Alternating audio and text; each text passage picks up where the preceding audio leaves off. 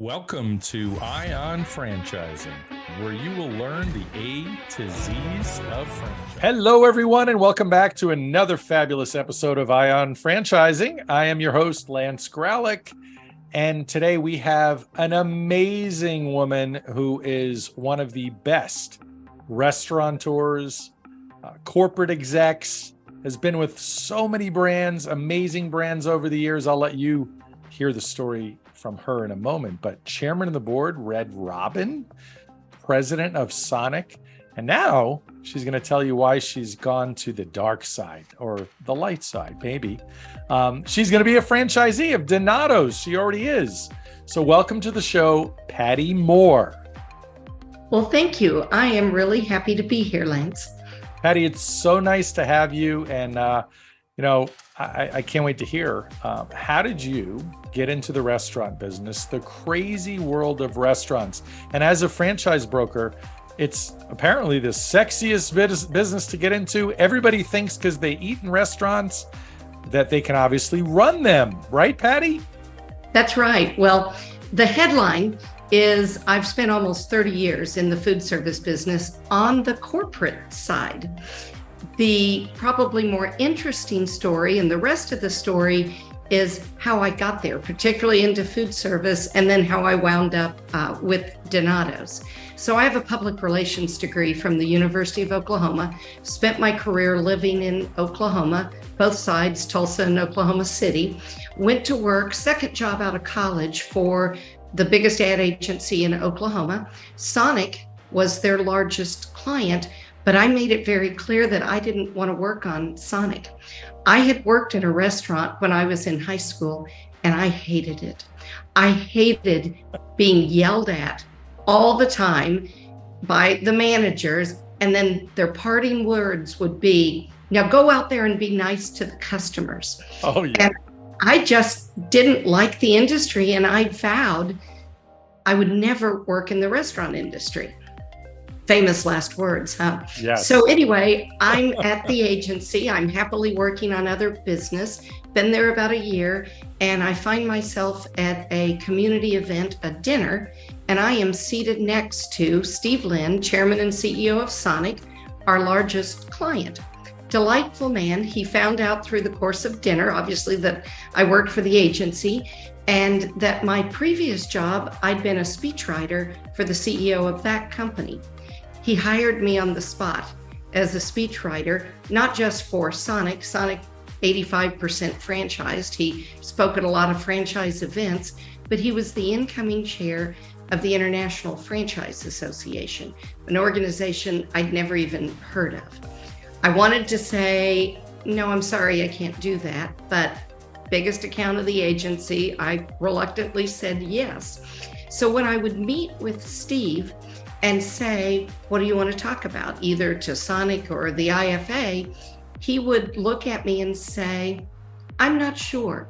News gets filtered by the time it gets to me. Use that journalism background and go out and find out what I should be talking about, what the issues are, what people are concerned about. And that meant going out and meeting the franchisees at Sonic. And a really funny thing happened. I fell in love with these franchisees and their stories, proud business owners and operators in their communities and in their markets.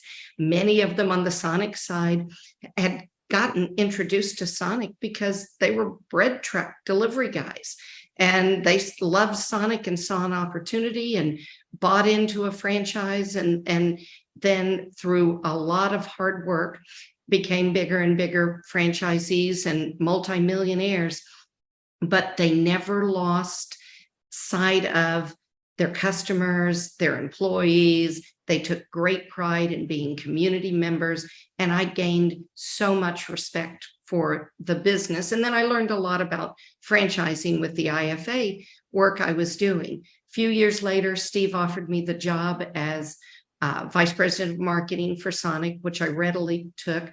I loved being in the field with the franchisees. And then I spent the next 12 years at Sonic. They were headquartered in Oklahoma City. So I moved from Tulsa to Oklahoma City, headquartered in Oklahoma City, and Sonic underwent a massive growth spurt. When I joined them, we had 900 drive-ins, 900 million in system-wide sales.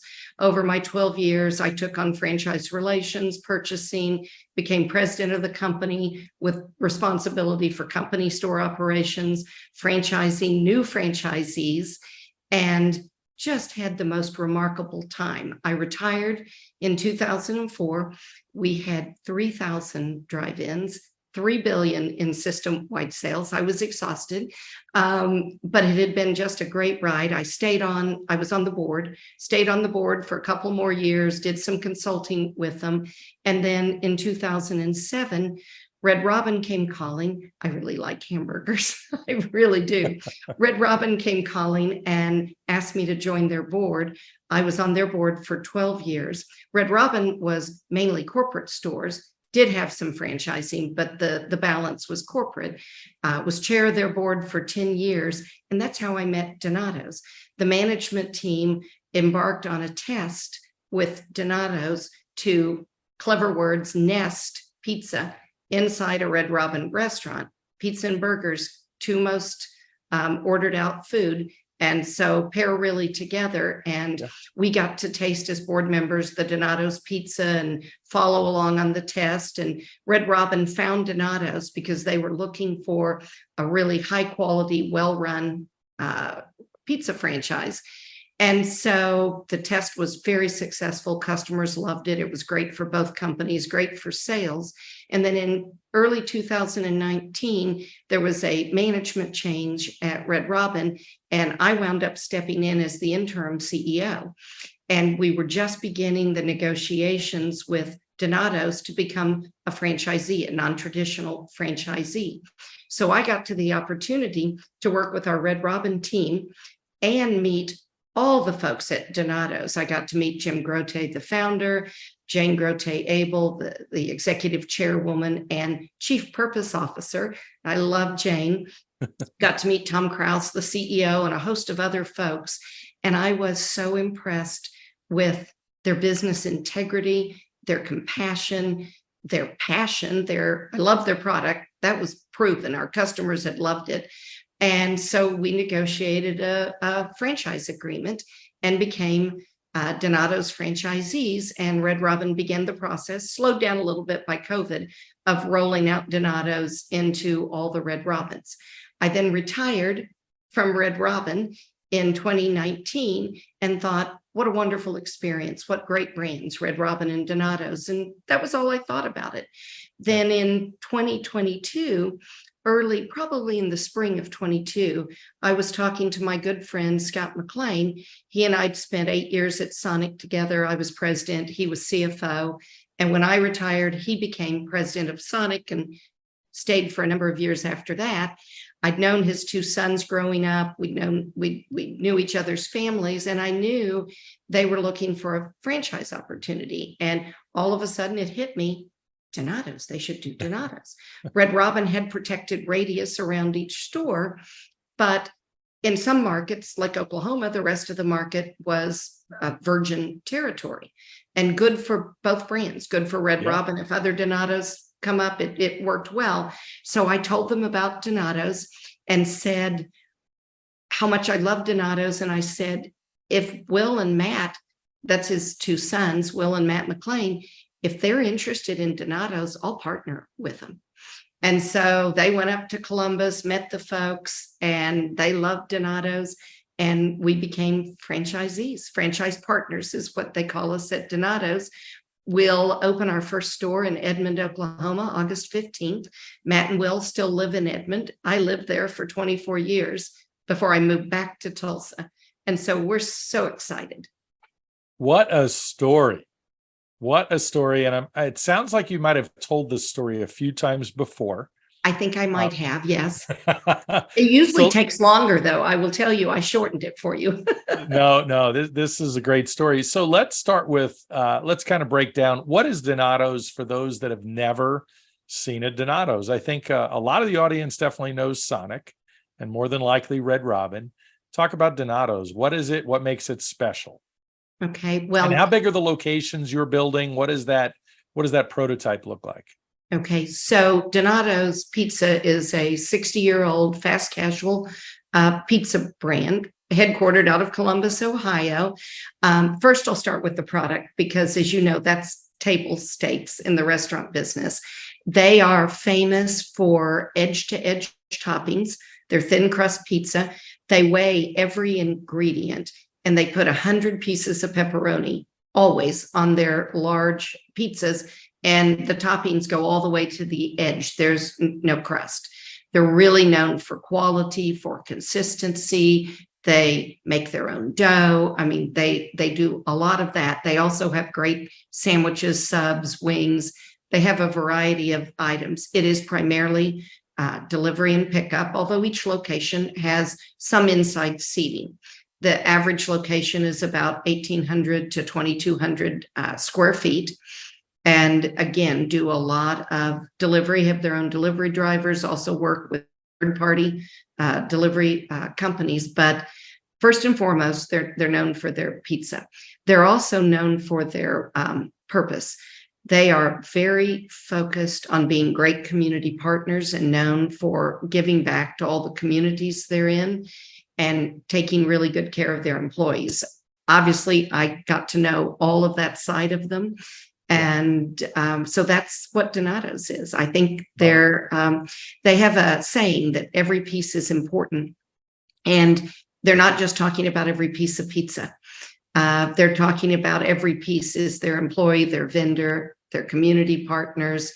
Every piece is important. I love it. How many locations does Donato's have today, roughly? They have 400 and I think it's almost 500 locations. A number of those are I was looking at my notes. A number of those are the non-traditional Red Robin's, about 270 plus locations. Gotcha. And so they've got about almost 200 non-Red Robin's. So you guys have the whole state of Oklahoma? Well, we have the opportunity for the whole state of Oklahoma. We're committed to 10 units right now, but we intend to keep going. Gotcha. There's room for more in Oklahoma. So, you spend so much time on the corporate side or the franchisor side of the business. And you said very clearly how you love spending time with these franchisees.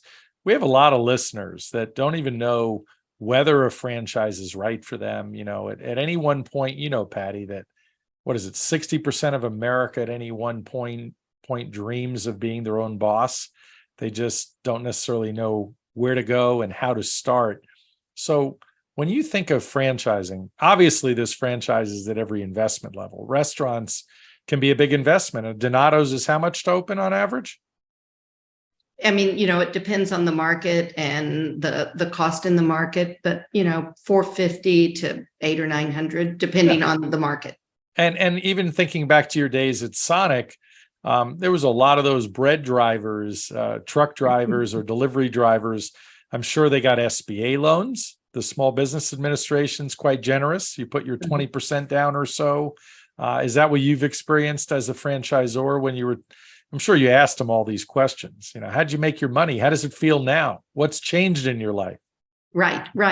And many of them, started small. A lot of Sonic started in rural America, where back then you could get in fairly inexpensively, and then they expanded into other markets. But, it takes more, and you've got to get partners and support, and you've got to have the financial wherewithal to do a franchise. But the support you get, I always found and always said, you're going to make more money because of the support you get from the franchisor than you are just doing a business by yourself, or at least you have the potential to make more money and to grow more quickly because you've just got this great support. And I think one of your questions was, why go into franchising, or what kind of person should consider a franchise?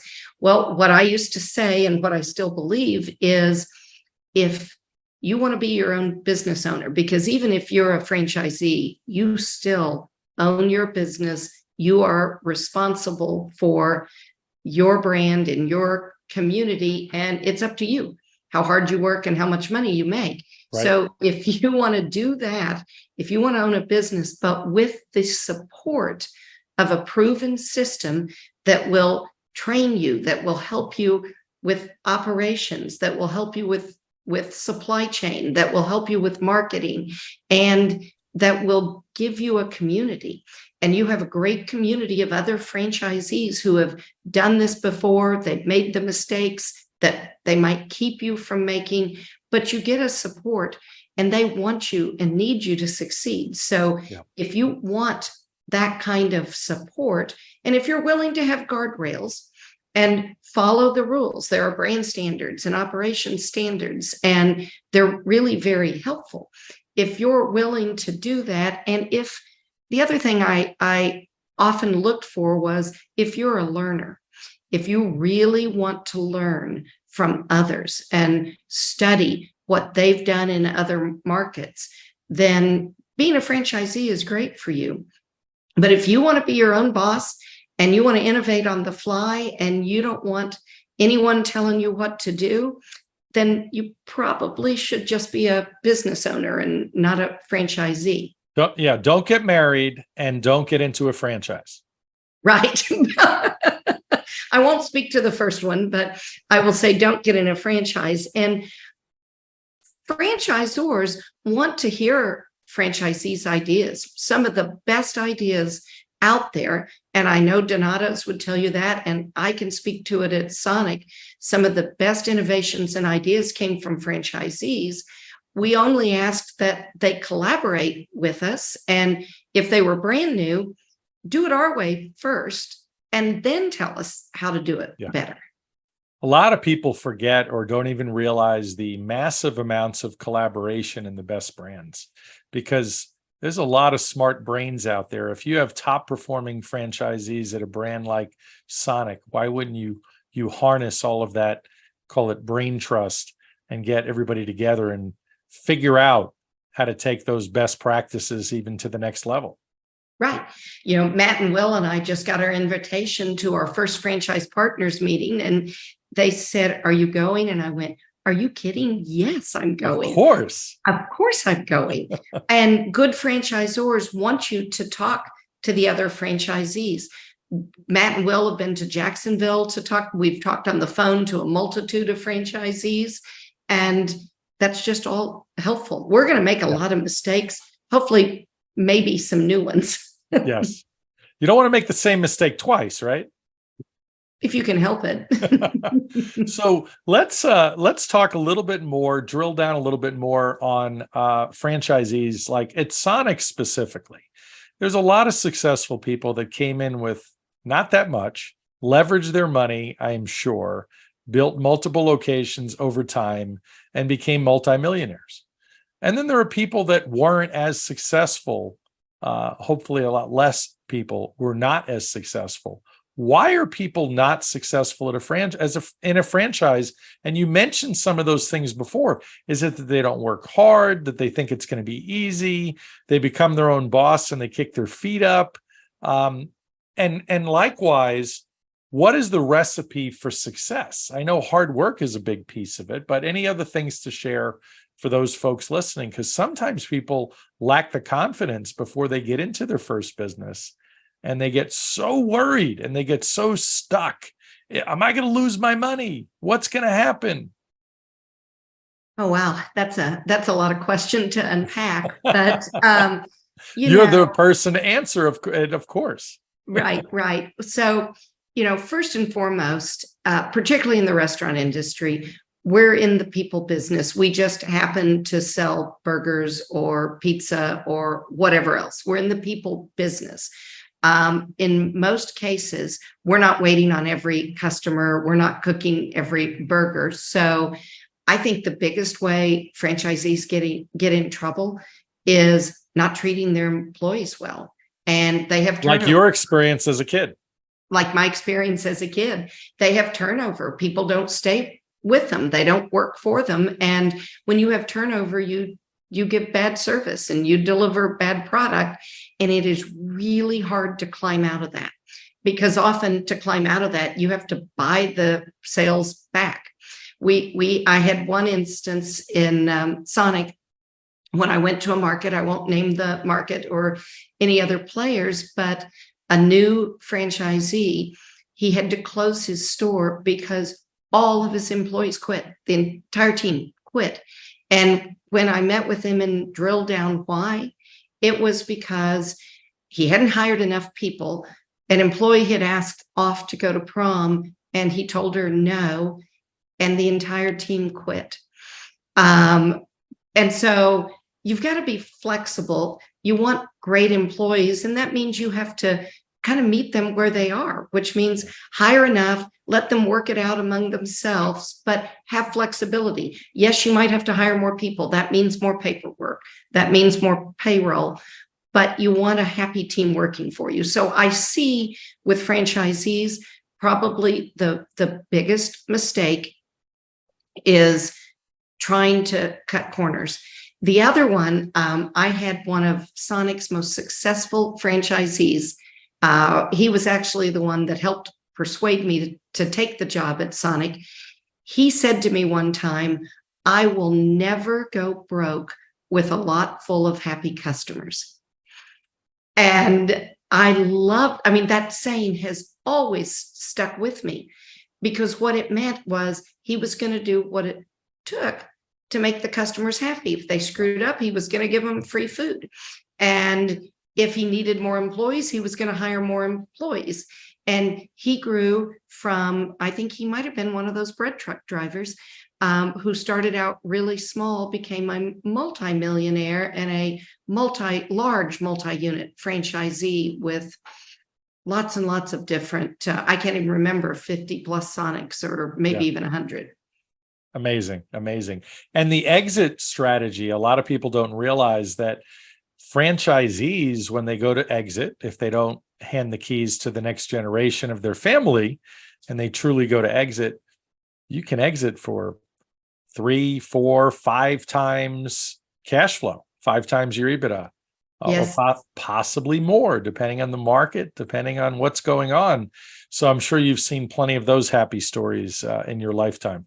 I saw plenty of those happy stories, and it depends on the franchisor. If it's a really well-run franchise concept, the company may be happy to buy them back, or other franchisees eager to, if they don't have multi-generations. Many had multi-generations.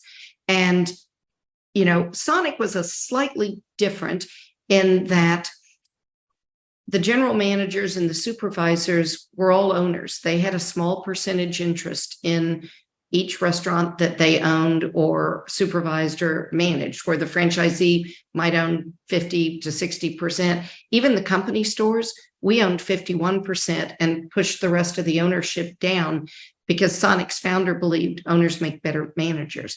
And however you do that, whether it's in that formal structure or an informal structure, transferring that ownership mentality to whoever is managing your restaurant or your business also makes a huge difference. Owners make better managers. They take better care of customers. They're not going to go broke with a lot full of customers because they're not counting every penny to make sure maybe they don't give the best product. And so I think that's the mentality you have to have when you come into franchising. You're not going to get rich quick. You are not. There are not very many places where you are going to get rich quick. You will get rich slowly by taking care of your employees and your customers and working really, really hard. And this is a really hard business. So with your marketing background, I mean, look at what amazing things you accomplished in the restaurant space and the world of franchising. What does it look like with Donato's? What are they doing? How much control do they give you of your marketing? And what's your plan for the market, hopefully all of Oklahoma? Because you have nothing else to do. I have nothing else to do, right? Well, Matt and Will are going to do most of the work. Yes, of course. Matt and Will will be the operator. I'm providing sage advice and money. Do they have weekly sage Zoom calls? Yes, we do. As a matter of fact, and I just spent the last 4 days with them in the market looking at future sites. So we're not slowing down. We're looking for where our next 2 or 3 locations are going to So be. how many have you signed so far? We only have 1 site so far. We do not have any contracts yet, but we're getting very close. So we're getting very close, and we obviously all love and know Oklahoma. We'll spend most of our time for the next few years in the Oklahoma City market because that's where Matt and Will live, get established there before we move to other parts of Oklahoma. Wonderful. But in answer to your question, I have been so impressed with Donato's and their level of support to us, from finding sites to operations to development. Matt and Will and our first 2 managers have gone through all the Donato's training, their marketing support to us. It's just been incredible how often they'll come out. The construction head comes out and sees us. Now, I don't know if that's because they're worried because corporate types becoming a franchisee. I don't think so. I think it's what they do. And it's made me think back a little embarrassed that, I could have done a lot better at Sonic at supporting our franchisees.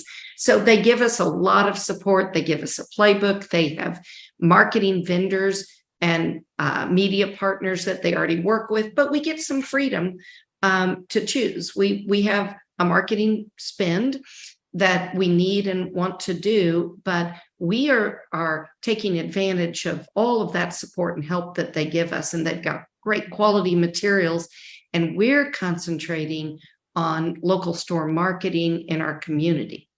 We've met with the Army National Guard. There's a high school down the street. We've met with them. We have a number of other meetings set up, and we're focused on saying, how can we support you? We obviously want to sell pizza, but we want to support our neighbors as well. Right. So that's the marketing we're focused on. And Sonic franchisees were brilliant at doing that. So have you learned how to make your first Donato's pizza yet? I learned that while I was at Red Robin.